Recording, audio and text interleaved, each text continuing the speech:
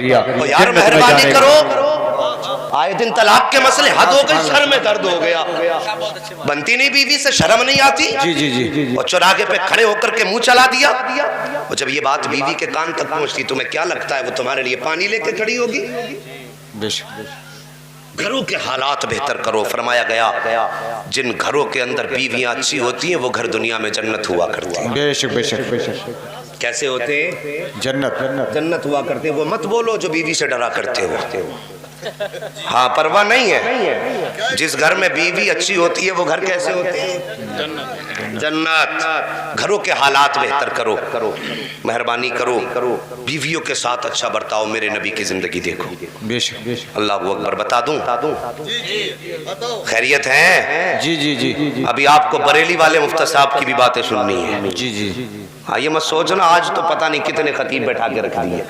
جی جی جی، ہاں بس توجہ کیجئے، میرے نبی کی زندگی دیکھیے پیارے، آقا کریم کی زندگی دیکھو، ہمارے گھروں کے حالات۔ ایک دن نا میرے نبی حضرت عائشہ صدیقہ رضی اللہ تعالیٰ عنہ بات چلنے لگی، بات ہی بات میں، اور اس روایت کو بیان کیا گیا میرے نبی بستر پہ لیٹے ہوئے تھے۔ کہاں لیٹے ہوئے تھے؟ بستر پہ آرام فرما رہے۔ حضرت عائشہ صدیقہ کا بیان ہے، فرماتی میں گھر کے اندر بیٹھی تھی، اچانک نا دروازے پہ دستک ہوئی، دروازہ بجا، فرماتی میں گئی دروازہ کھولا، جیسے دروازہ کھولا نا ایک بوڑھی عورت آئی، اور یوں آنکھوں پہ ہاتھ اس کا، آ کے کہنے لگی عائشہ تیرا گھر والا نظر نہیں آ رہا ہے؟ فرماتی جیسی اس خاتون نے اتنا کہا نا عائشہ تیرا گھر والا نظر نہیں آ رہا ہے، فرماتی نبی بستر پہ آرام فرما رہے تھے، وہ آواز میرے نبی کے کانوں تک پہنچی، اور فرماتی فوراً سرکار بستر سے اٹھے اور اپنے کپڑے سنبھالے باہر آ گئے۔ جیسی اس عورت کو دیکھا میرے نبی نے ہاتھ پکڑا، بٹھایا، بٹھانے کے بعد فرمایا عائشہ گھر میں کچھ ہے؟ فرماتی گھر میں کچھ کھجوریں تھی میں نے پیش کر دی۔ پھر نبی نے فرمایا اور کچھ ہے؟ فرمایا دودھ تھا وہ بھی میں نے دے دیا۔ پھر فرمایا اور بھی کچھ ہے؟ میں نے کہا حضور کچھ پیسے رکھے ہوئے ہیں، فرمایا وہ بھی لے آؤ۔ پھر آقا نے فرمایا اور کچھ ہے؟ حضور ایک چادر بھی ہے، نئی چادر، میرے نبی نے فرمایا وہ بھی لے آؤ۔ فرماتی نبی نے سارے سامان لے کے اس بوڑھی عورت کے گود میں رکھ دیا۔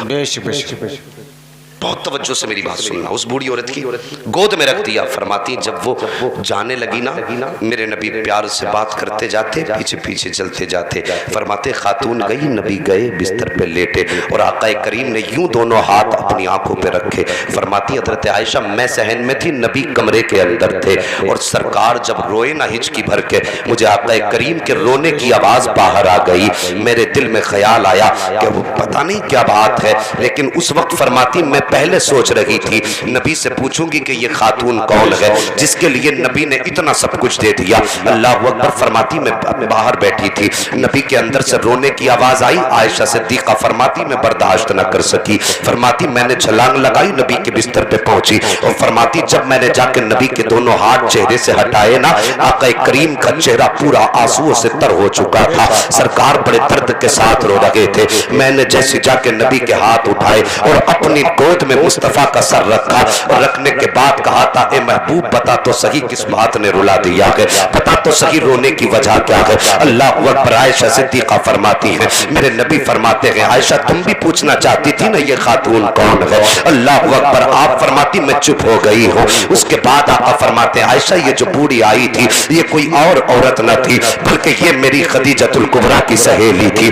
آج میں نے اس کو دیکھا ہے تو مجھے خدیجہ کی یاد آ گئی ہے، آج جب یہ واپس گئی ہے تو مجھے خدیجہ کی یاد نے رلا دیا ہے۔ اللہ اکبر۔ اتنا حضرت عائشہ صدیقہ سنتی ہے، کہتی آقا آج بھی آپ کو اپنی بیوی کی یاد آتی ہے؟ میرے نبی نے فرمایا تھا ہاں عائشہ کیوں یاد نہ آئے، مجھے آج بھی خدیجہ کا وہ دن یاد ہے کہ تم میرے نکاح में तबाही हो। जब इस्लाम फल फूल गया था तुमने मेरे चौखट का कदम रखा है। जब हर नेमत हमारे दरवाजे पे आके खड़ी हो गई थी, लेकिन खदीजा वो है, इसने उस वक्त मेरे लिए दरवाजा खोला था जब सारे जमाने ने मोहम्मद के लिए दरवाजा बंद कर दिया था। उस वक्त खदीजा ने मेरा साथ दिया था जब सारे जमाने ने साथ छोड़ दिया था। अल्लाह अकबर। इतना कहने के बाद मेरे नबी की आंखें बरसने लग जाती है। फरमाते हैं आयशा तुम्हें क्या बताऊं, एक दिन जब मैं घर से वापस घर के अंदर आया, जैसी मैं चला हूं दरवाजे पर पहुंचा नहीं था, इतने में अचानक में जैसी दरवाजे पे पहुंचा, फरमाते आयशा मैंने अभी दरवाजे पे दस्तक भी नहीं दी थी, मैंने कभी खांसी भी नहीं की थी, जैसी कदम रखा है कदम बाद में दरवाजे पे पहुंचा, दरवाजा पहले खुल गया था। जैसी दरवाजा खुला मैंने जाके कहा था खदीजा जरा सच तो बता, आज इतने दिन हो गए तेरे साथ रहते रहते, इतना वक्त गुजर गया तेरे साथ रहते रहते, लेकिन बता तो सही कभी दरवाजे पे आकर के आवाज देने की जरूरत नहीं पड़ी है, कभी दरवाजे पे आने के बाद दरवाजा बजाने की जरूरत नहीं पड़ी है। ए खदीजा बता तो सही दरवाजा कैसे खोल देती हो। फरमाते हैं आयशा सुनो, उस वक्त खदीजा ने कहा था या रसूल अल्लाह आप जैसी गली में मोड़ मुड़ा करते हैं, पहले चौराहे पे होते हैं, आका आप दरवाजे पे बाद में आते हो, नबूवत की खुशबू घर में पहले आ जाया। क्या बात है, नारे तकबीर, नारे रिसालत, मसलके आला हज़रत फैज़ाने हुजूर ताजु शरिया मुफ्ती हम्माद मियां साहिब क़िबला।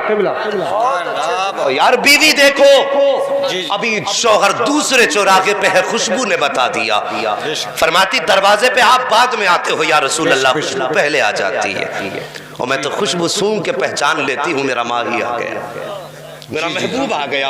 अल्लाह अकबर। फरमाते हैं आयशा जब मैंने घर में कदम रखा मेरे सर पे चोट के निशान थे, बदन पे खून के धब्बे थे। आयशा ने मेरा चेहरा देखा, देख के रोने लगी, कहने लगी लगता है महबूब आज फिर तेरी कौम ने तुझको जुल्म से और पत्थरों से सताया है। अल्लाह अकबर। फरमाते हैं आयशा जिस वक्त खदीजा ने ये बात कही ऐसा लगता था जैसे किसी ने तसल्ली के लिए सर पे हाथ रखा, मेरी चीख निकल गई। खदीजा ने मेरा हाथ पकड़ा, ला के बिस्तर पे बैठाया। आका फरमाते हैं आयशा तुम्हें क्या बताऊं, जब मैं घर से गया था तो घर में कोई खाने का सामान न था, लेकिन जब मैं वापस आया मुझे खदीजा ने जब बैठाया और बैठाने के बाद अपने पैर के पास से एक प्याली उठाई है, उस प्याली के अंदर खजूरें थी, साकिब खजूरें। फरमाते मेरे नबी के आयशा खदीजा ने एक खजूर हाथ में ली, मेरे मुंह के अंदर दी, दूसरे हाथ में दूध का प्याला लिया, फिर दूध के प्याले को हाथ में लेकर के मुझे पिलाया। फरमाते हैं एक खजूर खिलाती जाती थी और दूध पिलाती जाती थी और साथ में कहती जाती थी महबूब उदास ना हो, एक दिन ऐसा भी आने वाला है कि ये पत्थर मारने वाले तेरे मजहब का परचम लेके आगे बढ़ेंगे, महबूब उदास ना होना। आका फरमाते हैं जब आखिरी खजूर रह गया मैंने हाथ पकड़ा खदीजा का, जरा तवज्जो से सुनना ये आखिरी जुमला। आका फरमाते हैं कि जब आखिरी खजूर रह गया मैंने खदीजा का हाथ पकड़ा और मैंने कहा खदीजा मैंने तो खा लिया है, लेकिन सच बता तूने भी खाया है कि नहीं खाया है, तू बता तूने कुछ खाया है कि नहीं खाया है। और जवानों तुमसे बात कहना चाहता हूँ, यहीं पे ठहर के कुछ अर्ज करना चाहता हूँ। आज हम चौराहों पे जाते हैं, हमारा मूड फ्रेश होता है, यारों में बैठ के ठट्टे लगाते हैं, हमारा मूड अच्छा होता है, लेकिन जैसी घर में कदम रखा बीवी का चेहरा देखा, चेहरे पे 12 बज जाया करते हैं, ऐसा लगता है किसी का जूता खा के आया है। जैसी बीवी पूछती है खाना के नहीं खाना है, खाना लगा दिया गया है, तेवर चढ़ा के बैठ जाता है, सीधे मुंह बात करने के लिए तैयार तक नहीं है। यार जरा रहम किया कर, वो तेरी जीवन साथी है, उसने खाना लगाया, तूने एक बार भी उससे नहीं पूछा तूने खाया कि नहीं खाया, तूने जानवरों की तरह रखा देखा, खाया पेट भरा बाहर निकल जाता है, यार तूने उससे क्यों नहीं पूछा, वो भी तो सुबह से तेरा रास्ता तक रही थी, वो भी तो सोच रही थी शाम को शोहर आएगा तो उसके साथ बैठ के खाना खाऊंगी, जब वो आएगा तो उसके साथ बैठ के खाना खाना है, तूने अपना पेट भर दिया। यार तू तो यारों के साथ चाय पी के आया है, दोस्तों की महफिल में नाश्ते करके आया है, लेकिन इससे पूछ सुबह जब तू घर से गया था तेरे कपड़े कहीं पड़े थे, बर्तन कहीं छोड़ के गया था, तेरे घर का बिस्तर बिगड़ा हुआ था, तेरे घर में कूड़ा पड़ा था, लेकिन जब तू शाम को आया है एक एक कपड़ा तुझे तय लगा मिला है, घर के अंदर सफाई मिली है, बिस्तर तुझे सजा मिला है। मैं तुझसे पूछना चाहता हूँ जब तू गया तो हर चीज में तरतीब छोड़ के गया था, अब जब आया है हर चीज तरतीब से लगी है, मुझे बता तो सकी ये तेरा बिस्तर किसने संवारा है, तेरे कपड़े किसने उठा के रखे हैं, तेरे घर में सफाई किसने کی ہے, تیرے برتن کس نے دھوئے ہیں, تیرے پہنے ہوئے جوتوں کو سیدھا کس نے کیا ہے. تو کہے گا میرے گھر میں نوکرانی نہیں ہے, کوئی کام کرنے والی الگ کی دایا نہیں ہے. میں کہتا ہوں ہاں صاحب بستر بھی اس نے ٹھیک کیا ہے, کپڑے بھی تیرے اس نے ٹھیک کیے ہیں, تیرے گھر کی صفائی بھی اس نے کی ہے. یار یہ تو صبح سے کام کرتے کرتے تھک گئی, اس نے ایک گھونٹ پانی کا نہیں پیا, صرف یہ سوچ کر کے کہ شام کو شوہر آئے گا تو اس کے ساتھ کھانا ہے, شام کو شوہر آئے گا اس کے ساتھ بیٹھنا ہے. اور تو نے آ کر کے پہلے چہرہ بگاڑ لیا. تو نے ایک بار اس سے کیوں نہیں پوچھا کہ تو نے کھایا ہے کہ نہیں کھایا ہے. اپنے پیٹ بھر کے چلے جاتے ہو. یار وہ تیرا جیون ساتھی ہے, تیری شریک حیات ہے, تیرے دکھ اور غم کی ساتھی ہے, تیری خوشی کی ساتھی ہے. مزہ تو تب تھا جب تو دسترخوان پہ بیٹھا تھا, حکمہ منہ میں بعد میں لے کے جاتا, پہلے بیوی سے پوچھ لیتا بتا تو نے بھی کھایا کہ نہیں کھایا ہے. خدا کی قسم کھا کے کہتا ہوں ادھر بیوی کا دل خوش ہو جاتا, ادھر کرم مدینے والے کو مدے خزرہ کے آقا. نعرہ تکبیر, نعرہ رسالت, مسلک اعلی حضرت ہمارے نبی کی شان مفتی حماد میاں صاحب قبلہ. اگر یہ زندگی ہوگی نا تو پھر طلاقیں نہیں ہوں گی. جی جی یار تم اپنا پیٹ بھر کے چلے گئے, اس سے ایک بار بھی نہیں پوچھا تو نے کھایا کہ نہیں. جی جی جب تمہیں اس کی پرواہ نہیں, وہ جوتا لے کے کھڑی نہیں ہوگی تو کیا کرے گی. بے شک بے شک. جی میں کہتا ہوں اس کی بھی رضا کچھ تلاش کرو. کھانے سے پہلے اس سے پوچھ تو نے کھایا کہ نہیں. اگر وہ چپ ہے تو ہاتھ پکڑ کے بیٹھا, میں کھانا بعد میں کھاؤں گا پہلے تو کھا. جی جی جی. اور یار اتنی سی بات کہہ دو, بس اتنا عورت کا دل رکھ لو, پھر چاہو اسے پیر کی جوتی بناؤ, چاہو پھر اسے زمین پہ جیسا چاہو ویسا چلاؤ, اور تجھ سے پوری زندگی اف نہیں کرے گی. مگر شرط پہلے اس کا بھی تو دل جیتنا جانو.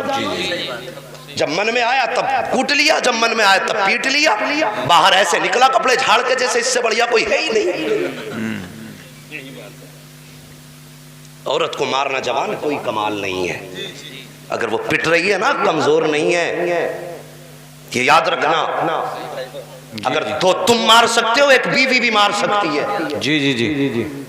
لیکن تو گالی بکتا رہا, وہ چپ کھڑی رہی. تو مارتا رہا, وہ ہاتھ نیچے کر کے کھڑی رہی. اس نے تیرے خلاف زبان تک نہ کھولی, تیرے خلاف اس نے ہاتھ تک نہ بڑھایا. کیا اس میں طاقت نہیں تھی؟ کیا وہ کھانا نہیں کھاتی؟ طاقت اس میں بھی ہے, کھانا وہ بھی کھاتی ہے. وہ بھی تجھے مار سکتی تھی, وہ بھی گالی بکتی تھی, لیکن پتا ہے وہ کیوں نہیں اتنی جرت اور حرکت کرتی ہے. اسے یاد ہے جب وہ گھر سے چلی تھی, باپ نے بیٹی کے آگے آ کے کہا تھا بیٹی پردیس جا رہی ہے, اپنے شوہر کے گھر جا رہی ہے, اپنے بوڑھے باپ کے بالوں کی سفیدی کا خیال رکھ لینا. اے میری بیٹی اگر اس گھر سے نکالی گئی تو باپ کی پگڑی پہ داغ لگ جائے گا. اگر اس گھر سے تو بے عزتی کے ساتھ واپس آ گئی تو ہم کسی کو منہ نہیں دکھا پائیں گے. اور یار یاد رکھو طاقت اس کے بھی اندر ہے, طاقت تمہارے بھی اندر ہے. اگر وہ چپ کھڑی ہے تو اس لیے نہیں کہ وہ مار نہیں سکتی, بلکہ صرف اس لیے کھڑی ہے کہ اگر آج میں نے ہاتھ اٹھا دیا تو دنیا مجھے کچھ نہیں کہے گی, میرے باپ کو گالیاں دے گی. کوئی کہے گا کیسی پرورش بیٹی کی ہے, کوئی کہے گا کیسے باپ کی بیٹی ہے, کوئی کہے گا کیسے گھرانے کی بیٹی ہے.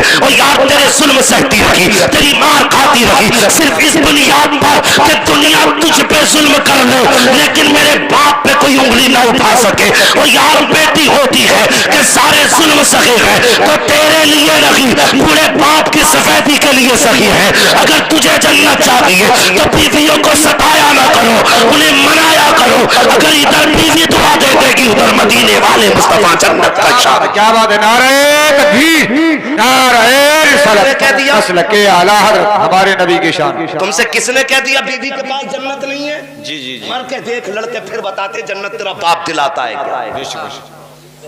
ہاں لوگ کہتے بڑا کڑوا بولتا ہے یہ مولوی, ایسا نہیں بولنا چاہیے. لیکن سچ کہتا ہوں جب ہمارے اعتقاد اتنے کمزور ہو جائیں نا کہ گلا دبا کے مر جاؤ, شفاعت قبر میں ہی رکھی ہے.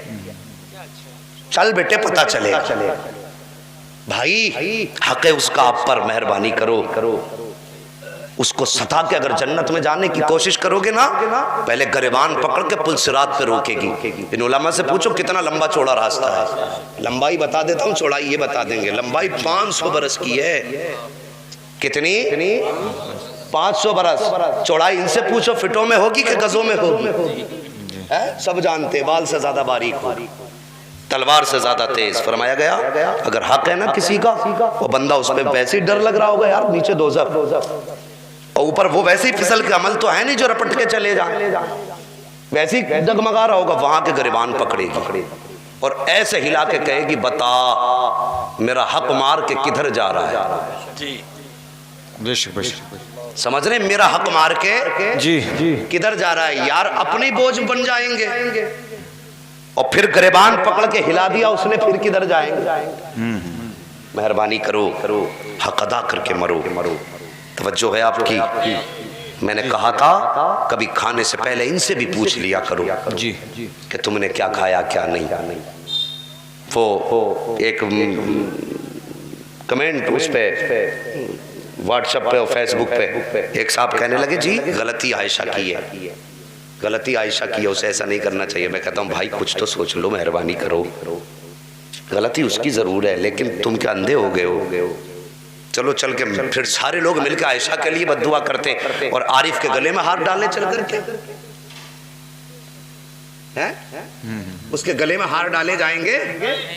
یار آج عائشہ اس کے باپ سے پوچھو جس نے بیٹی کھوئی ہے، جی جی جی اس کے باپ سے پوچھو جس نے بیٹی کھوئی ہے کیا درد ہوتا ہے بیٹی کے کھونے کا۔ قاری صاحب قبلہ نے بڑی اچھی باتیں کہیں، جب یہاں سے رخصت ہوتی ہے تب خاندان روتا ہے، جی اور جس گھر سے جوان بیٹی کی لاش اٹھی ہوگی اس گھر کا عالم کیا رہا ہوگا۔ بے شک بے شک سوچو، مہربانی کرو جوانوں، اگر ایسے کوئی ہماری وجہ سے مر گیا نا تو لوگ کہتے ہیں مولوی کڑوا بولتا، پتہ چلے گا جنت کتنی مشکل سے ملے گی، اتنی بھی سستی نہیں پلیٹ میں اٹھا کے کھا لی۔ ہاں بہت مشکل ہے جنت کا معاملہ بھی۔ مہربانی کرو کسی کو ستایا نہ کرو، کسی کو رلایا نہ کرو، اور مہربانی کرو حق دے کے مرو، حق کھا کے مت مرو۔ جی حق دے کے مرو، حق کھا کے مت مرو۔ ہم نے یہ دیکھا ہے بیٹیاں پردیش چلی جاتی ہیں نکاح کے بعد، ادھر سسرال والے بس انہیں تو پھر نوکرانی مل گئی ہے، ادھر باپ کا انتقال ہو گیا، بیٹی تو بس تنہا ہو گئی، نہ سسرال والے ساتھ نہ میکے والے ساتھ، بھائیوں نے بھی دروازے بند کر دیے بہن کے لیے، کیونکہ آتی ہے نا تو بھائی بھی منہ ٹیڑھا کر لیتا ہے۔ جی بیویاں ان کی آنکھیں نکال کے دیکھتی ہیں اب کیا لینے آ گئی ہے، ابھی تو بھات دیا تھا۔ ہاں سب جوڑے بیٹھی رہتی ہیں بھابیاں، ابھی تو بھات دیا تھا، اور یہ نہیں دیکھتی خود کتنا کھا کے بیٹھی ہے۔ جی اس کی ایک کرا 500 روپے کے کپڑے فلا ٹائم پہ بنائے تھے، 1000 کے فلا ٹائم پہ بنائے تھے، پورے سال کا اسٹیمیٹ، ایسا لگتا ہے پورا حساب مینیجر یہی بیٹھا ہے۔ جی سب جوڑ کے بتا دے گی ابھی تو دیا ہی تھا، پھر آ گئی۔ یار مہربانی کرو، ان کا بھی حق ہے اس گھر میں، اور میں باپوں سے گزارش کروں گا مرنے سے پہلے بیٹیوں کو کم سے کم ایک کمرہ دے کے چلے جاؤ۔ جی جی جی ایک کمرہ بیٹیوں کو دے کے چلے جاؤ، جبکہ ان کا حق ہے جائیداد میں، کھا کے مر جاتے ہیں۔ بیٹی کی جائیداد کھائی، حج کو چل دی ہے، 3 عمرے کر کے مر گیا، ایک حج کر کے مر گیا، اور بیٹیوں کا حق نہ دے سکا۔ مہربانی کرو ان کا حق جو ہے نا دے کے مرو، شریعت میں حق ہے، مولوی نہیں کہہ رہا ہے، صرف بتا رہا ہے مولوی، ان کا حق ہے، کھا کے نہیں دے کے مرو، کھا کے نہیں دے کے مرو۔ میں اکثر کہا کرتا ہوں ہم نے بیٹیوں کے نکاح کر دی، پردیس چلی گئیں، ان کا حق نہیں رہ جاتا۔ یار مہربانی کرو، باپ کے انتقال کے بعد جب بیٹیاں آتی ہیں اور بھائی آنکھیں نکال کے دیکھتے ہیں، بھابیاں تیور بدل کے جب ان کا چہرہ دیکھا کرتی ہے نا تو انہیں پھر باپ کا چہرہ یاد آتا ہے، وہ کہتی میرے باپ کم سے کم جب انتقال کیا تھا تو ایک کمرہ دے کے تو چلا جاتا، جب میں آتی تو اپنا حق سمجھ کے اس میں بیٹھ جاتی، اپنا حصہ سمجھ کے آرام سے ہو جاتی۔ اب تو دروازے تک آتے ہوئے حیا آتی ہے، اب تو اس گھر میں آتے ہوئے شرم آتی ہے۔ یہ خیال بیٹیوں کو آیا کرتے ہیں، او یار اللہ نے تمہیں دولت دی، تمہیں 10-20 بیگھے زمین کا مالک بنایا، تم نے ساری زمین اٹھائی بیٹوں کے نام کر دی، بیٹیوں کو پھوٹی کوڑی نہ دے سکے، جہیز کے نام پر تو 4000 یا 10-5 لاکھ دے دیے، چھٹی ہو گئی۔ یار اس سے دے دینے سے تمہارا حق ادا نہیں ہو جاتا ہے۔ زمین میں بیٹیوں کا حصہ ہے تو دے کے مرو، مکان میں بیٹیوں کا حصہ ہے تو دے کے مرو۔ مہربانی کرو بیٹیوں کو اتنی جگہ دے کے جاؤ تاکہ تیرے مرنے کے بعد جب اسے تیرے مکان کی یاد آئے اور اس گھر کے اندر قدم رکھے تو اس کی آنکھوں میں آنسو نہ آئے، بلکہ جب سکون سے بیٹھا کرے اس کے ہاتھ اٹھ جائے کرے اور کہا کرے یا اللہ میرے باپ نے اس گھر کے اندر میرے سکون کی جگہ چھوڑ دی ہے، یا اللہ تو میرے باپ کے لیے قبر میں آسانی پیدا فرما۔ سبحان اللہ بے شک، نعرہ